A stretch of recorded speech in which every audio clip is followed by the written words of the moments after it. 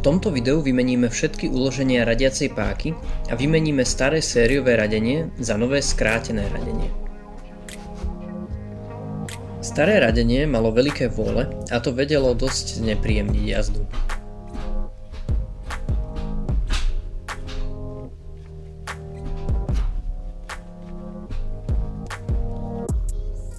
Skrátené radenie je rozhodne presnejšie a príjemnejšie.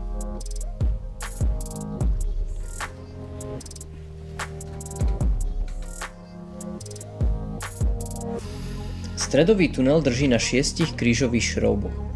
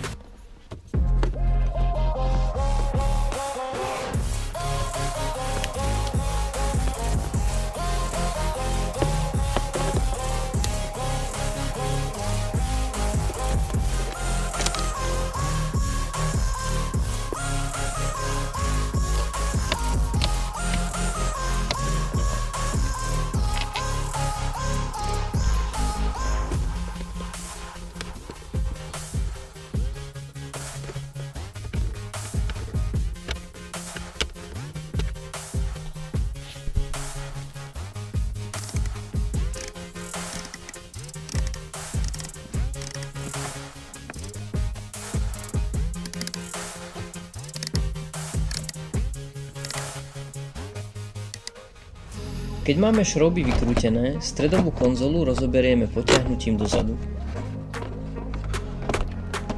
Aby sme ju vytiahli, musíme najprv poodpájať všetky konektory.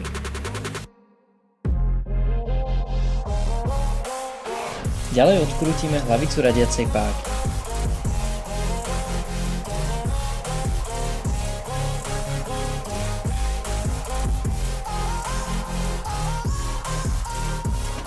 Stredovú konzolu vyberieme smerom k sebe.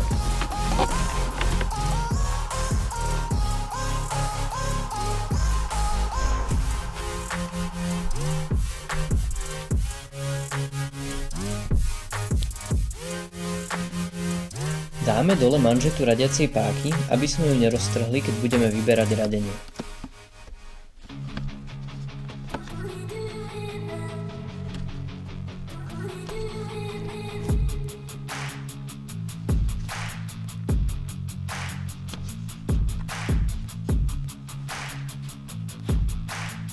Zo spodu to nevyzerá moc príjemne, ale našťastie všetky šrouby a matice išli povoliť.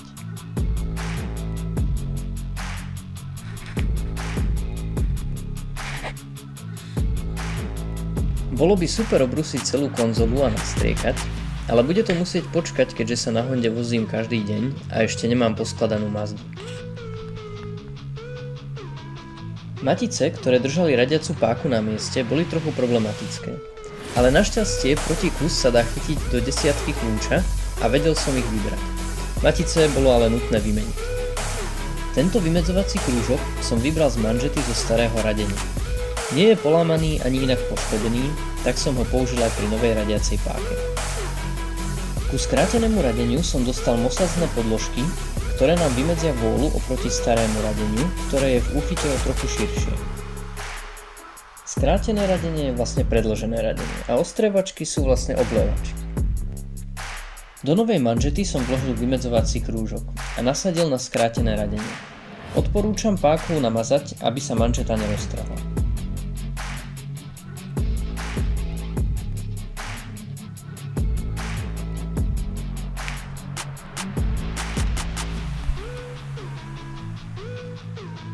Pre porovnanie, rýchla skúška tvrdosti starého uloženia a uloženia Hard Race.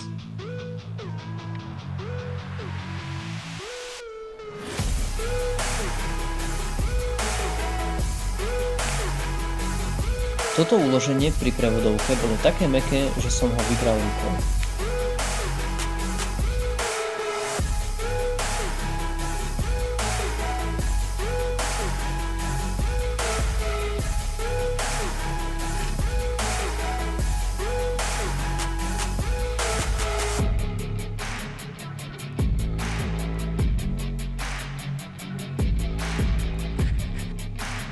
Keď máme manžetu a silnbloky prehodené, môžeme konzolu radenia namontovať. Bohužiaľ video nie je úplne podrobné, lebo som mal problémy s kamerou pod autom. Ale ak je niečo nejasné, kľudne napíšte komentár.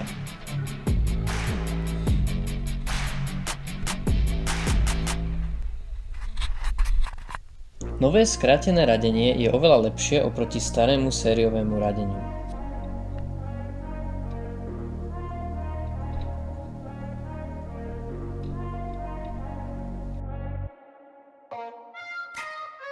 Hádam vám video pomohlo, prípadne uľahčilo prácu a dúfam, že sa vidíme pri ďalšom.